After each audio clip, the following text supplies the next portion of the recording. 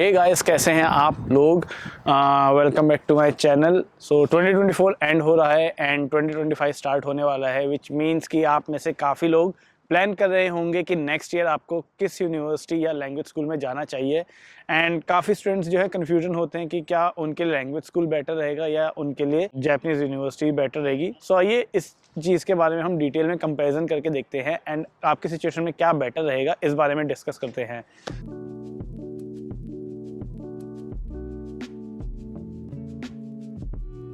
After doing 2 masters in different universities and language school attend करने के बाद I think मेरे पास एक थोड़ी सी नॉलेज आ गई है कि आपको किन किन चीज़ों का ध्यान रखना चाहिए एंड क्या क्या आपके पास ऑप्शंस हो सकते हैं। So let's talk about the language school first, क्योंकि यहाँ का जो एडमिशन प्रोसेस है वो थोड़ा सा सिंपल रहता है। तो यहाँ पे आप अगर 12th पास हो या आप बैचलर्स हो कंप्लीटेड हो या आपके पास कुछ वर्क एक्सपीरियंस हो आफ्टर द ग्रेजुएशन, तो आप तीनों इस कैटेगरी के स्टूडेंट्स एलिजिबल होते हैं लैंग्वेज स्कूल में अटेंड करने के लिए।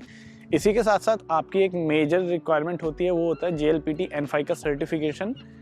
एंड क्योंकि आपके पास JLPT का N5 का सर्टिफिकेट होगा तो आपको इजी रहेगा आपके वीज़ा प्रोसेस में, बिकॉज जापानीज़ गवर्नमेंट जो है they need JLPT N5 certificate, जो कि आपका एज अ प्रूफ वर्क करेगा कि आप जो है जापान के अंदर ईजिली कम्युनिकेट कर पाएंगे without any issues. Now let's talk about the fees कि आपकी फ़ीस कितनी होती है लैंग्वेज स्कूल के अंदर। तो जनरली आपकी जो फीस होती है वो वेरी करती है from 7 lakh yen to 8 lakh yen per annum in the language school.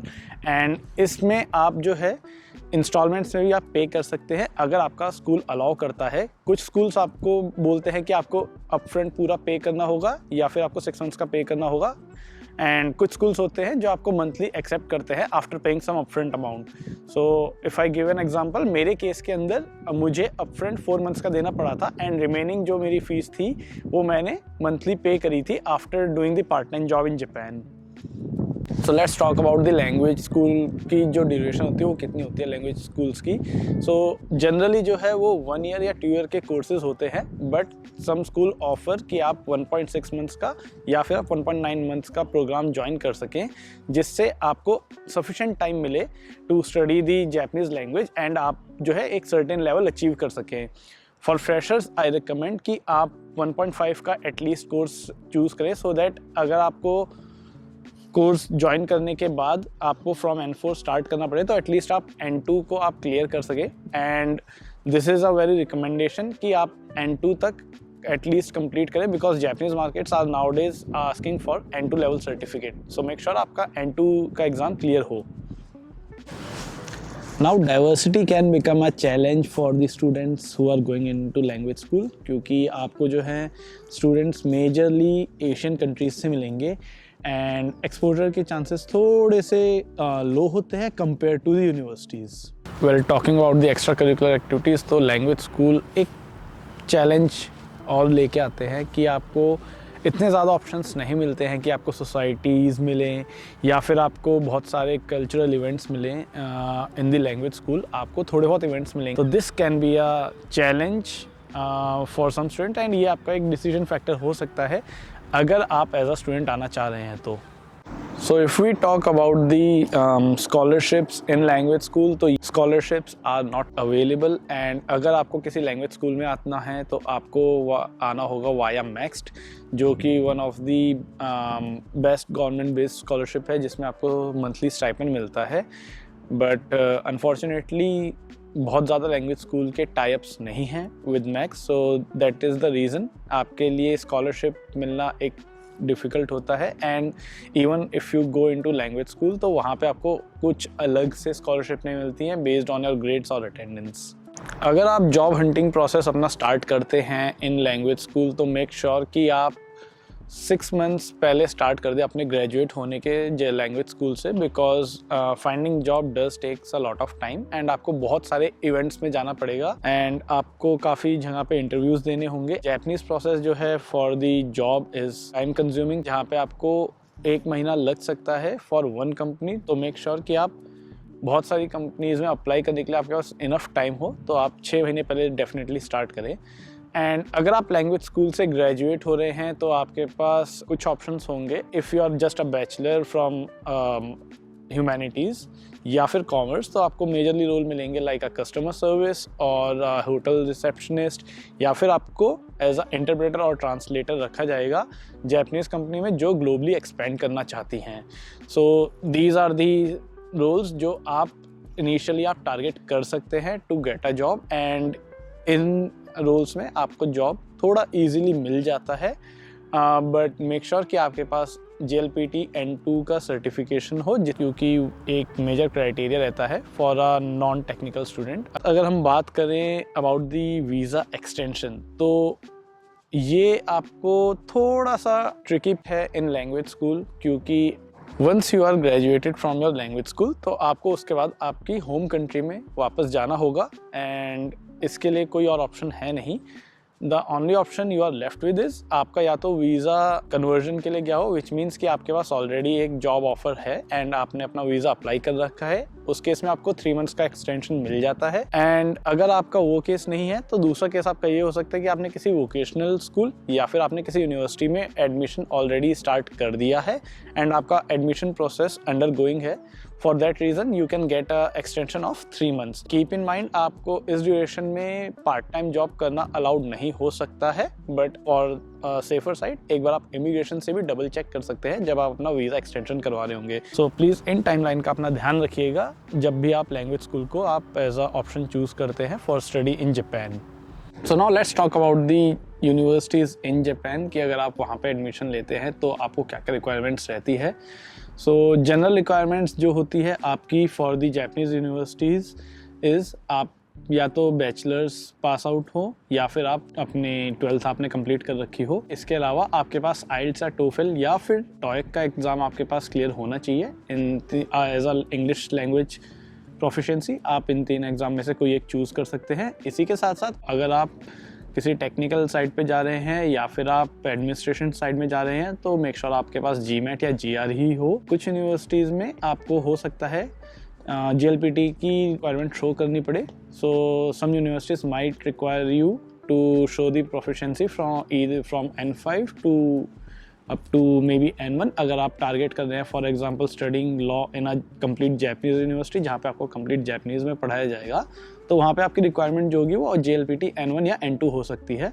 और इन कॉन्ट्रास्ट अगर आप किसी बिजनेस स्कूल को आप टारगेट कर रहे हैं जहाँ पे आपको इंग्लिश में पढ़ाया जाए तो वहाँ पे आपकी लैंग्वेज की रिक्वायरमेंट बहुत बेयर मिनिमम होगी या फिर आपकी नहीं होगी। When it comes to fees तो लैंग्वेज स्कूल से के कंपैरिजन में यूनिवर्सिटीज़ की फ़ीस हायर साइड पे होती हैं। यहाँ पे आपको पे करना होता है up to 14 lakh yen per annum, जो कि आपको थोड़ा ज़्यादा लगेगा in comparison with the language school, but again you will have some benefits जिसके बारे में हम आगे डिस्कस करते हैं। तो अगर आप जापानीज़ यूनिवर्सिटीज़ चूज़ करते हैं, फॉर एग्जांपल अगर आप बैचलर्स में आते हैं तो यूजुअली आपका कोर्स का जो ड्यूरेशन होता है वो होता है अप टू 4 years, एंड आप इन केस ऑफ मास्टर्स वो आपका होता है ईदर 1 year और 2 year डिपेंडिंग कि आप किस यूनिवर्सिटी को टारगेट कर रहे हैं। Now good thing about the universities in Japan कि आपको कई बार विदाउट लैंग्वेज रिक्वायरमेंट आपको एक्सेप्टेंस मिल जाता है, तो this can help you a lot so that आपके पास इनफ टाइम होगा to study Japanese language and आप एक सफिशिएंट लेवल जो कि हो सकता है आपका अप टू N1 और N2 आप क्लियर कर ले, एंड जब भी आप जॉब मार्केट में आप आएंगे तो आप एक बहुत ही कॉम्पिटिटिव एडवांटेज लेके आएंगे, बिकॉज आपके पास ना ही सिर्फ स्पेसिफिक स्किल्स होंगे जो कि आपको जापानीज़ यूनिवर्सिटीज़ में जापानीज़ कल्चर के अकॉर्डिंग पढ़ाया गया होगा, बट आपके पास एक लैंग्वेज रिक्वायरमेंट भी होगी जो आप फुलफिल कर रहे होंगे। तो this can help you a lot when you are entering in the job market in Japan. So let's talk about the diversity among the students in universities. So ये आपके लिए एक एडवांटेज हो सकता है अगर आप यूनिवर्सिटीज़ में पढ़ रहे हैं, क्योंकि ना आप सिर्फ एक एशियन स्टूडेंट्स के लिमिटेड में नहीं होंगे, बट आपके साथ पढ़ने वाले और भी इंटरनेशनल स्टूडेंट्स होंगे जो कि अलग अलग कंट्रीज से आए होंगे, एंड उसी के साथ साथ आपको कुछ जापानीज स्टूडेंट भी मिल सकते हैं which can help you a lot when you want to learn more about the culture from the same age group. अगर आप जापानीज़ यूनिवर्सिटीज़ ज्वाइन करते हैं तो आपको सोसाइटीज़ भी ज्वाइन करने का मौका मिलता है, विच मीन्स कि आपको अलग अलग चीज़ें आपको वहाँ पे सीखने को मिलेंगी it is a great opportunity जहाँ पे आप अपना एक्सपोजर आपको काफ़ी ज़्यादा मिल सके एंड आप अपना कॉन्फिडेंस एक अच्छा बिल्ड कर सकते हैं। Now let's talk about the scholarships जो आपके पास होती हैं इन यूनिवर्सिटीज़। डेफिनेटली आप मैक्स के थ्रू काफ़ी सारी यूनिवर्सिटीज़ में आ सकते हैं। आपको स्टाइपेंड यूजुअली मिलेगा फॉर द यूनिवर्सिटी। आपके कोर्स के अकॉर्डिंग ही आपको मैक्स का सिलेक्शन करना होगा, तो आपको चेक करना होगा कि किस यूनिवर्सिटीज़ में आप मैक्स के थ्रू आप एडमिशन ले सकते हैं। बट इन केस अगर आपको मैक्स की स्कॉलरशिप नहीं भी मिलती है, तब भी आपके पास यूनिवर्सिटी में जाने के बाद आपको एडिशनल स्कॉलरशिप मिल सकती है बेस्ड ऑन योर ग्रेड्स और योर अटेंडेंस, जो कि बहुत कॉमन है जापानीज़ यूनिवर्सिटी में। तो इस केस में अगर आपको स्कॉलरशिप मिलती है तो आप अपनी जो फीस है वो आप काफ़ी क्लोज डाउन लेके आ सकते हैं compare to the language school. When it come to job opportunities in Japanese universities, आपके पास एक बहुत अच्छा चांस होता है क्योंकि आपके पास ऑलरेडी एक प्री डिफाइंड स्किल होता है जो कि लैंग्वेज स्टूडेंट्स के पास नहीं होता है। तो आप उसके बेसिस पे डोमेन के अराउंड आप अपनी जॉब सर्च करते हैं। This can help you out a lot क्योंकि आपके पास ऑप्शंस होते हैं to get into the internships and get real world experience, जो कि आपको लैंग्वेज स्कूल में बहुत ज़्यादा मिस आउट होगा। एंड यूजुअली अगर आप बैचलर्स कंप्लीट करते हैं या आप मास्टर्स कंप्लीट करते हैं तो आपकी सैलरी जो है, इनिशियल सैलरी, वो 2 लाख येन से स्टार्ट होगी। Let's talk about the visa extension. तो जापानीज़ यूनिवर्सिटीज़ से अगर आप ग्रेजुएट होते हैं तो आपको 6 मंथ्स का एक्सटेंशन मिलता है to do the job hunting. इस ड्यूरेशन में आप पार्ट टाइम वर्क भी कर सकते हैं, विच मीन्स कि आप अपने एक्सपेंसेस खुद से मैनेज कर सकते हैं while searching the jobs for additional 6 months after the graduation. And ये चीज़ आपको लैंग्वेज स्कूल के अंदर नहीं करने को मिलेगी क्योंकि वहाँ पे आपका ड्यूरेशन जो है वो फिक्स होता है and once you are graduate आपको वापस जाना होगा। कुछ डॉक्यूमेंट्स आपके कॉमन रहने वाले हैं दोनों ही केसेस में, अगर आप लैंग्वेज स्कूल में जाते हैं या फिर यूनिवर्सिटी में जाते हैं। वो रहेंगे आपके स्टेटमेंट ऑफ पर्पस, इसके अलावा आपका स्पॉन्सर की डिटेल्स एंड स्पॉन्सर के बैंक अकाउंट की स्टेटमेंट। नाउ बैंक अकाउंट की स्टेटमेंट आपको 2 बार चाहिए होगी, एक बार आप COE जब अप्लाई करेंगे तब, एंड दूसरी बार जब आप वीज़ा एप्लीकेशन में अप्लाई करेंगे। इसी के साथ साथ आपकी जो बैंक स्टेटमेंट की जो ड्यूरेशन होगी वो अप टू 1 ईयर हो सकती है या उससे ज़्यादा।